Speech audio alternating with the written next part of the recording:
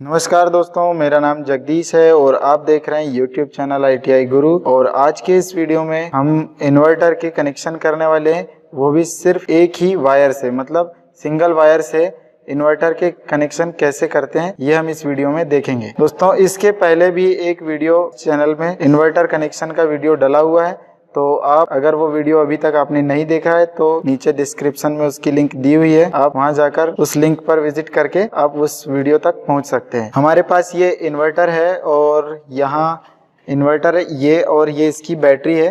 तो अभी आप देख रहे हैं कि इन्वर्टर जो है ये बैटरी से जुड़ा होने पर, बैटरी से जुड़ा है तो UPS ऑन का यहाँ पर साइन आ रहा है। इन्वर्टर बैटरी से जुड़ा हुआ है और ये जो है अभी मेन सप्लाई से जुड़ा हुआ नहीं है, क्योंकि इसका चार्जिंग वाला जो केबल है पावर वाला, जो कि हमारी मेन सप्लाई से आता है, ये केबल अभी निकला हुआ है। इसीलिए यहाँ पर अभी आप देख रहे हैं कि यहाँ पर अभी चार्जिंग नहीं चल रही है और मेंस ऑन भी नहीं है, क्योंकि जैसे ही मेन सप्लाई आती है तो वो बाईपास करके मेन सप्लाई से हमको आउटपुट में दे देता है। अभी जो ये इन्वर्टर के आउटपुट में, यानी कि हम इसके बैक साइड में जाएंगे, देखेंगे कि एक यहाँ पर बैटरी से जुड़ा हुआ है रेड वाला जो केबल है बैटरी का, ये पॉजिटिव और ये नेगेटिव। तो रेड वाला जो केबल है वो यहाँ पर एक पॉजिटिव से जुड़ा हुआ है बैटरी का ये वाला, और आप ये वाला जो ब्लैक वाला जो केबल है ये बैटरी के नेगेटिव से जुड़ा है। और हमारा इन्वर्टर अभी ऑन है, मतलब ये अभी UPS मोड पर है अभी। तो इसके आउटपुट में हम देखेंगे कि यहाँ पर अभी जो इसका आउटपुट है हमको ये इस सॉकेट से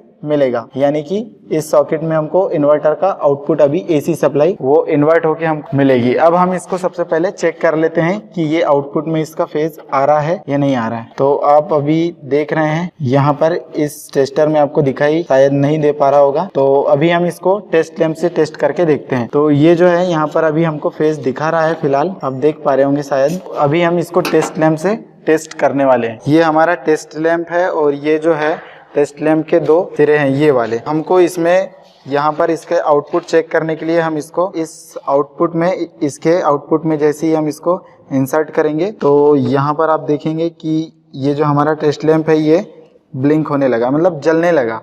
तो ये टेस्ट लैंप जैसे ही जल रहा है, इससे हमको पता चल रहा है कि इसके आउटपुट में हमको ये AC सप्लाई दे रहा है।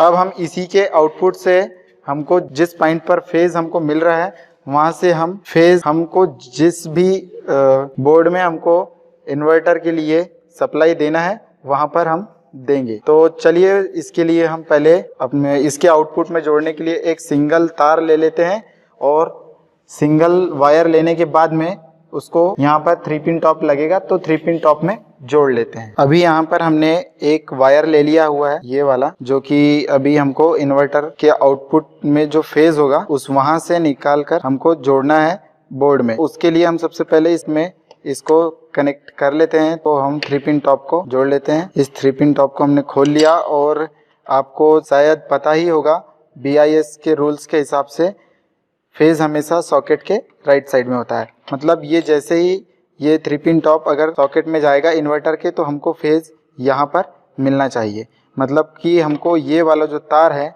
हमको यहाँ पर जोड़ना होगा फेज के लिए। तो हम इसको जोड़ लेते हैं। हमने यहाँ पर इसका फेज के लिए ये कनेक्ट के राइट साइड के टर्मिनल पे। अब ये 3 पिन टॉप को हम पैक कर लेंगे, और ये जो इसका दूसरा वाला जो सिरा है हमको ये बोर्ड में इन्वर्टर से हमको जिस पॉइंट को जोड़ना है तो उस स्विच के फेज में हमको इनपुट करना होगा। तो चलिए इसको हम सबसे पहले पैक कर लेते हैं। इस 3 पिन टॉप को हमने तैयार कर लिया है, इसमें एक वायर जोड़ लिया है। अब हम इसको इन्वर्टर में लगाते हैं। अब इसके इन्वर्टर के आउटपुट साइड में हमको इस सॉकेट को इंसर्ट करके हमको पहले देखना है कि इसके जो दूसरे वाले ये वाला जो सिरा है हमको इसमें फेज मिल रहा है कि नहीं। तो इसको हम फेज टेस्टर की सहायता से देख लेते हैं। तो चलिए इसके बैक साइड में चलते हैं, और इसका जो आउटपुट सॉकेट है हमको इसमें ये 3 पिन टॉप लगा देना है इस तरह से। और लगाने के बाद में आप देख रहे हैं ये जो है इसका केबल है, केबल का दूसरा सिरा है जो कि हमारा फेज का होना चाहिए, और आप देखेंगे कि यहाँ पर फेज हमको मिल रहा है।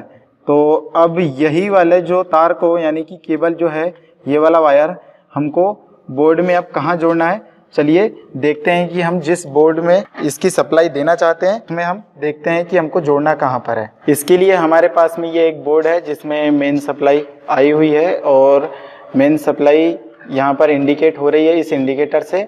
आप देख रहे हैं इसमें 8 स्विच है, तो इसमें 8 स्विच में 8 इसके स्विच के जो आउटपुट टर्मिनल होंगे, स्विच के इनपुट और एक आउटपुट साइड से इसमें काफी सारे अप्लायंसेस जुड़े होंगे। तो हम देख लेते हैं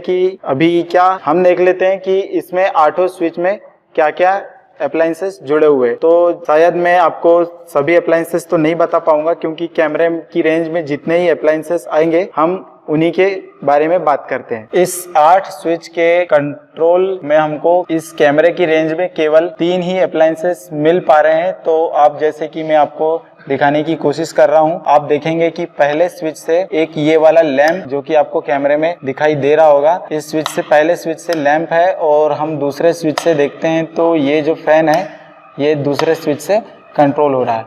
और जो इसका जो तीसरा वाला स्विच है, इस स्विच से हम देख रहे हैं कि एक दूसरा लैंप भी कंट्रोल है। बाकी के जो स्विच है इससे जो अप्लायंसेस जुड़े हुए हैं वो इस कैमरे की रेंज में नहीं है। तो हम आज प्रैक्टिकल करने के लिए इन 3 स्विचों का यूज करते हैं। तो इन्हीं के ऊपर में हमको प्रैक्टिकल करना है। और आप देखेंगे कि यहाँ पर जो है एक सॉकेट भी है, तो हम इसका भी कंट्रोल चेक कर लेते हैं। तो इसका कंट्रोल चेक करने के लिए रूल्स के हिसाब से फेज हमारा राइट साइड में होना चाहिए। तो अभी आप देख रहे हैं कि ये अभी यहाँ पर इसका फेज नहीं बता रहा है। हम इसको स्विच ऑन करके चेक करते हैं, तो आप देख रहे हैं कि इसका फेज बताने लगा, मतलब कि यहाँ पर इस स्विच से ये सॉकेट कंट्रोल है।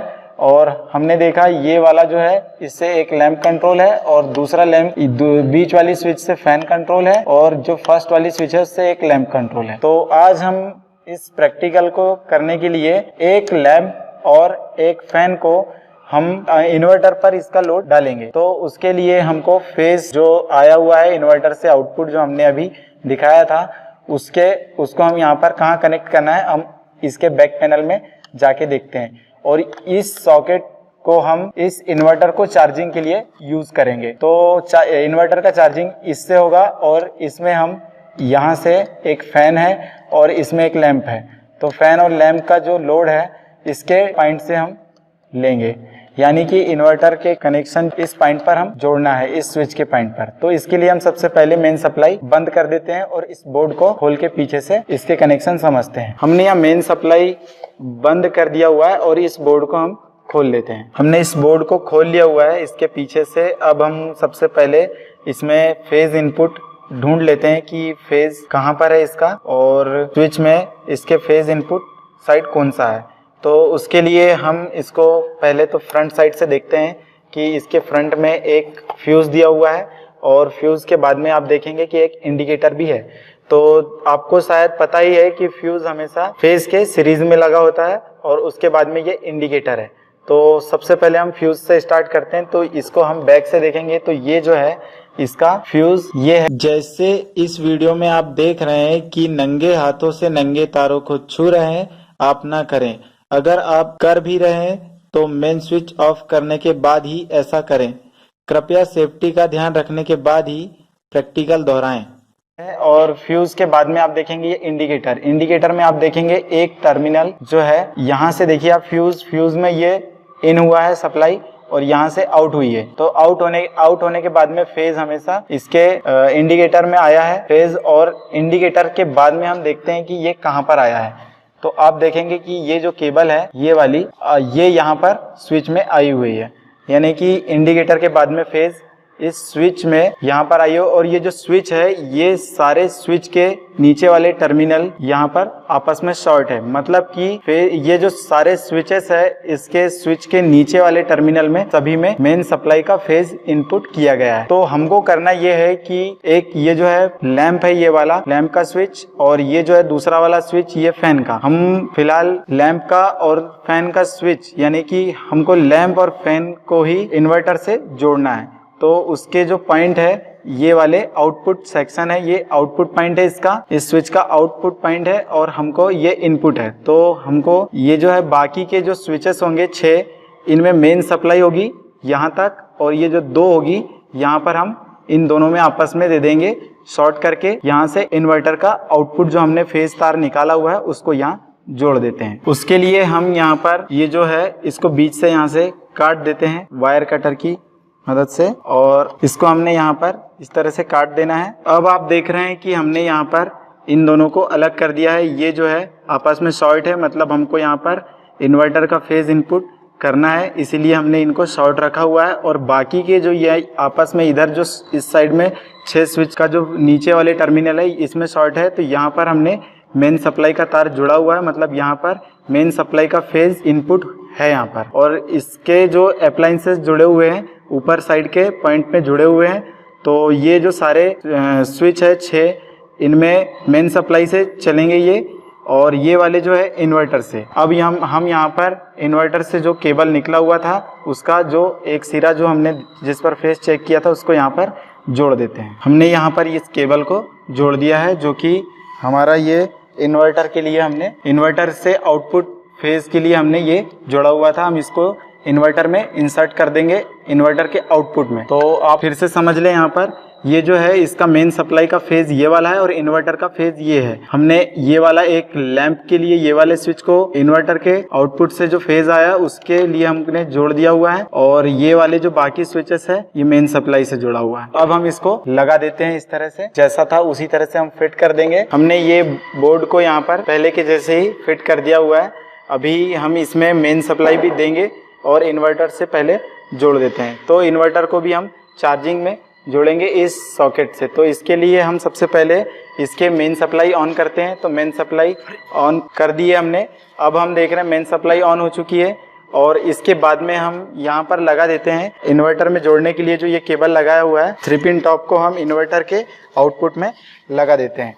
तो हम इसको भी यहाँ पर लगा दिया। अब इस तरह से हमारे कनेक्शन लगभग अभी कंप्लीट है। अब हम इसको टेस्ट करते हैं। तो अभी भी यहाँ पर आप देख रहे हैं कि इन्वर्टर से तो जोड़ दिया और मेन सप्लाई भी ऑन है। अभी यहाँ पर हमने इन्वर्टर को चार्जिंग मोड में नहीं है, मतलब इसका चार्जिंग केबल अभी भी निकला हुआ है। हम चार्जिंग भी उसी बोर्ड से दे देते हैं। चार्जिंग करने के लिए हमको इस सॉकेट में इसको इस तरह से 3 पिन टॉप को हम इंसर्ट कर देते हैं। इंसर्ट करने के बाद में हम इसको जैसे ही स्विच को चालू करेंगे तो आप देखेंगे कि इन्वर्टर में चार्जिंग मोड ऑन हो जाएगा। तो इसको हम ऑन कर देते हैं। ऑन करने के बाद आप देख रहे हैं कि यहाँ पर इन्वर्टर में चार्जिंग मोड ऑन हो चुका है, और यहाँ पर अभी आप देख रहे हैं कि इस साइड में मेंस ऑन का भी इंडिकेटर ऑन हो चुका है। मतलब ये हो रहा है दोस्तों कि अभी जो मेन सप्लाई जो आ रही है हमारी, हमने जिस केबल से चार्जिंग अभी जोड़ा हुआ है, यानी कि मेन सप्लाई जो आ रही है वही इसके आउटपुट में हमको बाईपास होके मिल रही है। इस कंडीशन में अभी हमारी इस बोर्ड में हमने जो जितने भी अप्लायंसेस हमने जोड़े हुए हैं उसमें अभी सभी स्विचेस में मेन सप्लाई से अभी ऑन होंगे ये। तो हमने फिलहाल इन 2 स्विच को ही इन्वर्टर से जोड़ा है, तो इनको भी हम चालू करके देखते हैं। आप देख रहे हैं कि इन्वर्टर से जोड़े हैं, अभी मेन सप्लाई है, इस कंडीशन में भी ये ऑन है, और ये जो दूसरा वाला जो फैन का है ये भी अभी ऑन है। और इसके बाद में हम तीसरे वाले स्विच की बात करते तो ये भी अभी ऑन है। तो अभी तो ये मेन सप्लाई होने पर ये तीनों ऑन है और अभी चार्जिंग भी ऑन है, मतलब मेन सप्लाई ऑन है। अब हम बात करते हैं अगर मेन सप्लाई कट हो जाए, तो जैसे ही मेन सप्लाई कट हुई उस कंडीशन में भी आप देखेंगे कि ये जो हमारा एक पहले लैंप का था जो कि इन्वर्टर पे हमने रखा हुआ है, अभी ये चालू है, और जो ये वाला जो लैंप है मेन सप्लाई से ये अभी बंद हो चुका है। जैसे ही हम इसको चालू करेंगे मेन सप्लाई को, वो लैंप भी चालू हो रहा है। तो इस तरह से आप इन्वर्टर के कनेक्शन कर सकते हैं। अभी हम इसमें देख लेते हैं कि मेन सप्लाई कट होने के बाद में चार्जिंग बंद होता है और यहाँ पर क्या दिखाई देता है। तो इन्वर्टर के जैसी मेन सप्लाई बंद होती है वैसे ही यहाँ पर यूपीएस ऑन होके हमको इन्वर्टर बैटरी की पावर को, जो डीसी पावर है, उसको इन्वर्ट करके हमको इसमें एसी दे देता है। और इस तरह से हमारा जो एसी से चलने वाले जो अप्लायंसेस होते हैं वो कंटिन्यू चलते रहते हैं। इस तरह से आप भी अपने घर में इन्वर्टर के कनेक्शन करके सिंगल वायर से कनेक्शन कर सकते हैं। अगर ये वीडियो आपको पसंद आए तो लाइक जरूर कीजिए, और अगर कोई डाउट्स हो लिखकर आप बताइए, हम जरूर उसका रिप्लाई देंगे।